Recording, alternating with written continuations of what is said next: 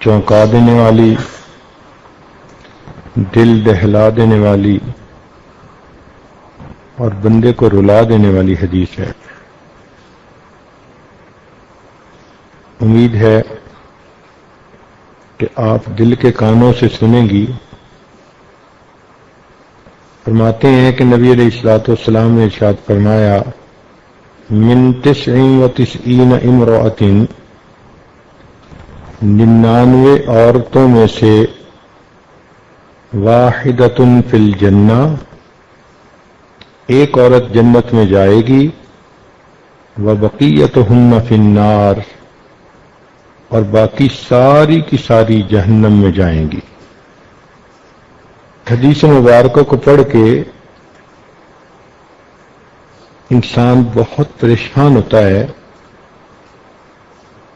کہ 99 عورتوں میں سے ایک عورت جنت میں جائے گی اور باقی ساری کی ساری جہنم میں۔ لیکن نبی علیہ الصلوۃ والسلام نے چونکہ ارشاد فرمایا تو بات 100% سچی ہے۔ اب فکر مند ہونے کی ضرورت ہے کہ عورتیں اتنی کثرت کے ساتھ جہنم میں کیوں جائیں گی؟ چنانچہ اس کی چند وجوہات جو ہمیں سمجھ میں آتی ہیں وہ یہ ہیں کہ ایک تو ان میں تعویذ اور کالا علم وغیرہ کرنے کرانے کی عادت بہت ہوتی ہے۔ ذرا سی کوئی بات ہو تو عاملوں کے پیچھے بھاگتی ہیں،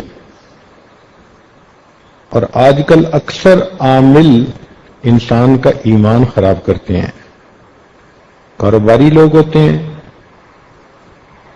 ہر آنے والے کو کہتے ہیں تجھے کسی نے کچھ کر دیا ہے، اور اس عورت کے ذہن میں سٹوری پہلے سے بنی بنائی ہوتی ہے، میری پھوپھو نے کچھ کر دیا، خالہ نے کچھ کر دیا، میری بہن نے کچھ کر دیا۔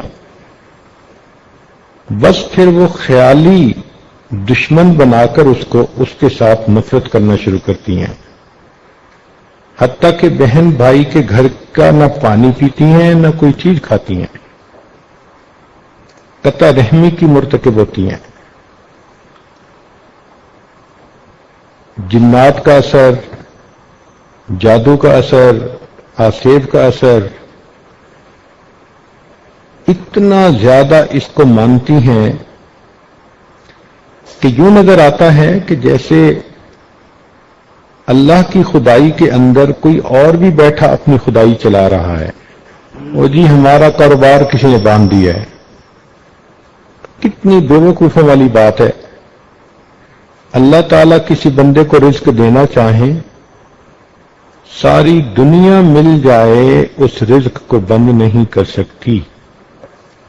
اللہ تعالیٰ رزق نہ دینا چاہیں، ساری دنیا مل جائے اس بندے کو رزق دے نہیں سکتی۔ اللہ رب العزت قادر مطلق ہیں۔ تو یہ عقیدہ بنا لینا کسی نے جی ہمارا کاروبار باندھ دیا ہے، کس قدر واہیات بات ہے۔ ایمان کا جنازہ نکل جاتا ہے ان باتوں سے۔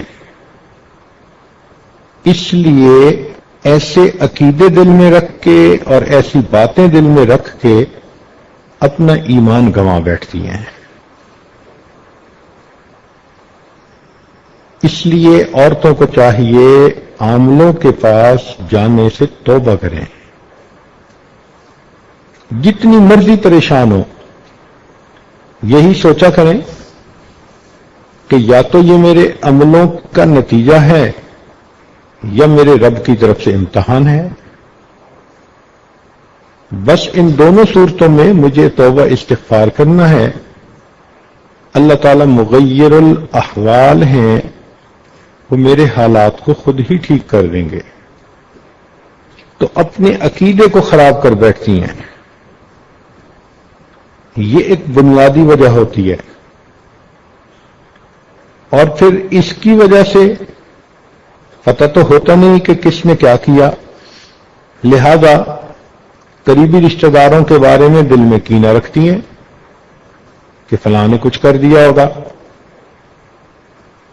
اور یوں قطع رحمی کی مرتکب ہوتی ہیں۔ ایک عورت نے ایک مرتبہ فون پر پوچھا، میری یہ پریشانی وہ پریشانی، مجھے لگتا ہے کسی نے کچھ کر دیا ہے۔ تو میں نے کہا ہاں مجھے بھی لگتا ہے کسی نے کچھ کر دیا ہے۔ تو بڑی خوش ہو گئی کہ حضرت جی نے میری بات کی تصدیق کر دی۔ میں نے کہا کہ مجھے لگتا ہے کہ آپ کے